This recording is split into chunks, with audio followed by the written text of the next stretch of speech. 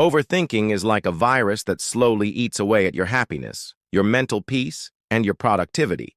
In fact, overthinking is one of the biggest reasons why some people never achieve their goals in life. You'll often hear them say things like, "I know what I should be doing, but I just can't get myself to do it." This is overthinking. You see, we all have this voice inside of our heads that talks constantly. Some people call this their inner critic or their self-talk. And most of the time, this voice isn't very nice to us. It's like having a little devil on your shoulder that says things to make you doubt yourself and your abilities. For example, when you want to start exercising, that little voice might say something like, "Who do you think you are? You're not fit enough to exercise. Everyone will laugh at you." Or maybe you want to start a business, but that same little voice might tell you, "You're not smart enough. You don't have any money, and you'll just end up failing anyway." So how do you stop that annoying little voice from controlling your life? Well, in this video, I'm going to show you the one question that can shut it up forever. So please watch carefully until the end. Now, before we talk about that powerful question, let me ask you something. Have you ever had a time in your life where you were so focused on achieving a certain goal that you didn't think about anything else? You didn't care what other people thought of you. You didn't worry about potential failure. You just had tunnel vision on that goal. Maybe you had a big test coming up and you studied really hard for it. Or maybe you were performing in a play and you practiced your lines and your movements until they were perfect. When we're completely absorbed in something like this, we enter what psychologists call a flow state. In a flow state, we're so focused on the task at hand that we lose ourselves. We forget about all the little worries and doubts that usually fill our minds. We're completely present in the moment, and we're able to perform at our best. But how can we use this to our advantage when we're dealing with overthinking? Well, the secret lies in this one question.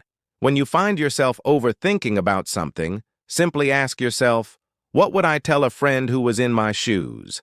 Let me repeat that.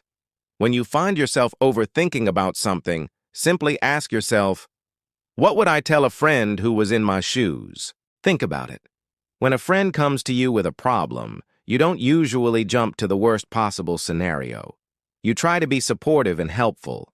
You ask questions to understand their situation better, and you offer advice that you think will help them.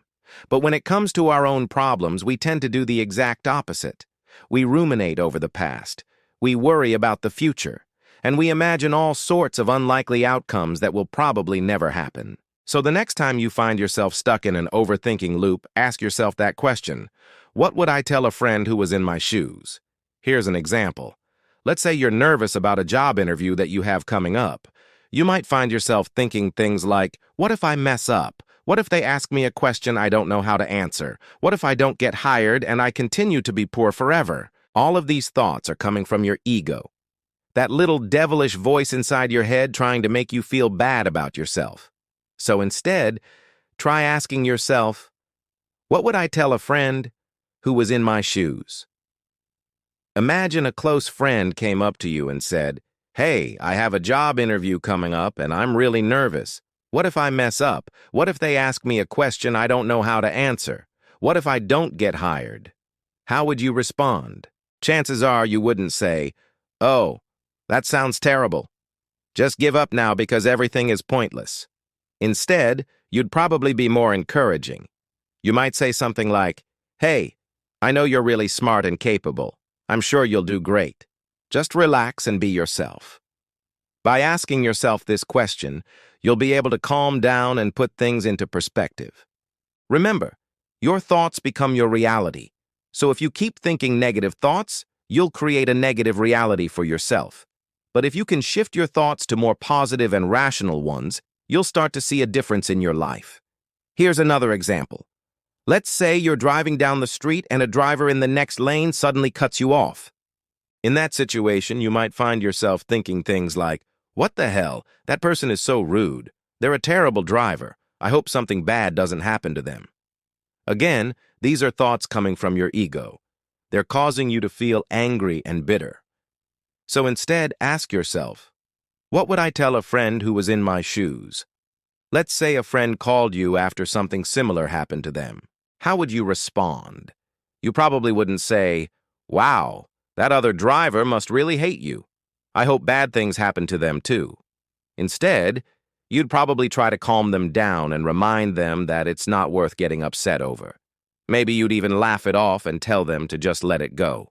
When you apply this mindset to your own experiences, you'll find that you're much better equipped to deal with difficult situations. In fact, studies have shown that people who are able to reframe their thoughts in a more positive light are more likely to succeed in life. They're more resilient in the face of adversity, and they have better relationships with other people. But this brings up an important question. Why does reframing your thoughts in this way work so well? Well, it all has to do with your interpretation of events. The way you interpret events is entirely up to you. For example, if someone cuts you off while you're driving, you could choose to interpret that event in a positive light. You could say to yourself, "Wow, that person must really be in a hurry. I hope they get there okay." Or, you could interpret that same event in a negative light and say, "That person is such a jerk. They're driving so recklessly." Your interpretation of the event doesn't change the actual event itself, but it does change how you feel about the situation. And ultimately, it changes how you behave. When you choose to interpret events in a positive light, you'll feel better about yourself and about the world around you. But when you interpret events in a negative light, you'll feel worse. It's as simple as that. Now, I know that all of this might sound like some kind of touchy-feely nonsense, but the truth is that it works. There's real power in the way you choose to interpret the events that happen to you every day. And by practicing the art of reframing your thoughts, you can transform your life for the better. So please remember this the next time you find yourself stuck in an overthinking loop. Ask yourself, what would I tell a friend who was in my shoes? And that's all for today. If you like this video, make sure to hit the like button below to see more videos like this one. Thank you for watching.